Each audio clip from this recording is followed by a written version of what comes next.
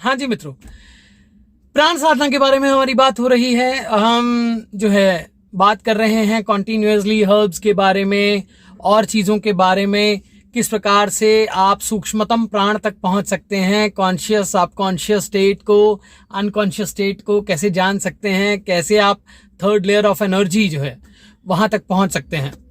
तो इसी श्रृंखला में जो मैंने पिछली बार जो वीडियो दी है आपको, उसमें आई हैव सेड के देवलोक और पितृलोक, डीएनए और नाभि, इसका संबंध थोड़ा सा मैंने आपसे डिस्कस किया था। शक्ति का जो संचार है आपके अंदर जब होता है, किस प्रकार से वो शक्ति आपके अंदर जागृत होकर उच्चतम प्राण की तरफ जाती है, और उच्चतम प्राण जो आपकी प्राण की पराकाष्ठा है उसके अंदर किस प्रकार से वो एनर्जी जो है वो फ्लरिश होती है और एक ब्लास्ट होता है। एक मित्र ने मुझसे सवाल भी पूछा कि जो अचानक से बहुत ज्यादा एनर्जी हमें मंत्रास की आती है तो उसमें हम क्या कर सकते हैं, उसको कैसे कंट्रोल कर सकते हैं। तो इसके लिए हमें रसों का ज्ञान होना बहुत जरूरी है। अब ये बहुत अच्छा टॉपिक है कि जो रसों का ज्ञान है वो हमारा प्राचीनतम ज्ञान है। हमारे अंदर 9 तरह के रस होते हैं, मैंने काफी बोला है उसके बारे में पहले, परंतु प्राण साधना में भी इसका बहुत ज्यादा जो है ना समन्वय है, ये रिलेट करता है उस चीज से, क्योंकि प्राण साधना अपने आप में सभी प्रकार की एनर्जीज का समन्वय होकर उनको बैलेंस करके अपने प्राण को ऊपर उठाना है, अपनी प्राण शक्ति को ऊपर उठाना है। तो रस 9 तरह के हमारे अंदर रस होते हैं। अब जिस प्रकार की आपकी मैंने जैसे पिछली बार बात की कि नाभि जो है, नाभि का सीधा संबंध आपके प्राण से है, देवलोक से है, और जैसा आप फ्यूल पुट इन करेंगे वैसा ही इग्निशन होगा। तो ये इग्निशन बेसिकली क्या है, ये रस ही है। जैसे मैं इस कार में बैठा हूं, अगर इसके अंदर मैंने फ्यूल अच्छा डाला होगा तो ये लंबा चलेगी और इसके इंजन में ज्यादा प्रॉब्लम नहीं आएगी। इसी प्रकार से हमारा शरीर, हमारा माइंड ये भी है। देखिए, जब भी आप किसी भी प्रकार की ऊर्जा को साधने जाते हैं, किसी भी प्रकार की ऊर्जा को समझने जाते हैं, तो होता क्या है कि यदि आप पूरा उसे जान लें, ये मैं कर रहा हूं, ये हो रहा है, ऐसे हो रहा है, इस सिचुएशन को मैं ऐसे बैलेंस करूंगा, तो आप उस ऊर्जा को जान पाते हैं। तो अब रसों के बारे में भी बात होनी बहुत जरूरी है। रस हमारे 9 हैं, 9 रसों का अलग अलग फॉर्म है, और सभी मंत्रास भी जो हैं वो भी आपके अंदर रस ही क्रिएट करते हैं। जैसे मैंने पहले बात की कि रस, रक्त, मांस, मेद, अस्थि, मज्जा, शुक्र, फिर ओज और तेज। तो ये तेज तक पहुंचने की जो प्रक्रिया है वो रस से ही होती है।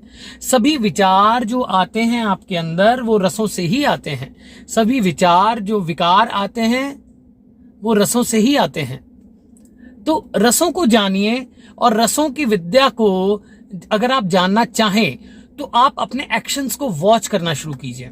आप देखिए कि किस प्रकार से आप किस प्रकार का फूड खाते हैं और किस प्रकार का इग्निशन आपके अंदर आता है, किस प्रकार की सोच आप रखते हैं और ये क्यों आ रही है।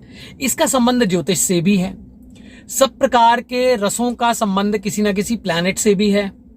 सब प्रकार की जो इच्छाएं हैं उनका रसों से संबंध है। सब प्रकार के जो आपके चक्रास, जो आपके 7 चक्रास हैं, तो उसके भी संबंध रसों से हैं। हर प्लैनेट अपना एक रस, हर साउंड अपना एक रस, हर वाइब्रेशन, हर फ्रीक्वेंसी आपके अंदर, हर फूड अपना एक रस लिए हुए है। अब जिस प्रकार की आपके अंदर रस उत्पन्न होंगे, मान लीजिए आपके अंदर शांता रस उत्पन्न हो रहा है, तो उसका कारण क्या हो सकता है, और आपके अंदर विभत्स रस क्रिएट होता है तो उसका कारण क्या होता है। कौन सा प्लैनेट किस तरह की ऊर्जा लेके आपके अंदर रस उत्पन्न कर रहा है। अब ये जेमस्टोन्स हैं, जेमस्टोन्स भी आपके अंदर, इसका संबंध भी आपके रसों से ही है। एनर्जी सेंटर्स जिस प्रकार की ऊर्जा जो है वो रिलीज करते हैं, उसी प्रकार के रस हमारे अंदर बनते हैं। अब रसों को बैलेंस कैसे करना है, वो है प्राणायाम। सबसे बढ़िया चीज है प्राणायाम। फिर है होश साधना, मेडिटेशन, ध्यान करना, ब्रह्मनाद, ओमकार का चैंटिंग करना। ये बहुत जरूरी है हर एक व्यक्ति के लिए। आने वाले समय में तो ये बहुत जरूरी होने वाला है।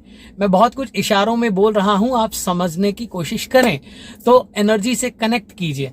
रस जो है, रस आपको, अगर रसों की विद्याएं, ये शिव की विद्या है, यदि आपको रसों की विद्याएं आ जाएं, आपके अंदर विभत्स रस उत्पन्न हो रहा है, आप शांता की तरफ जाना चाहते हैं, तो आप उसी प्रकार की ब्रीदिंग कर सकते हैं।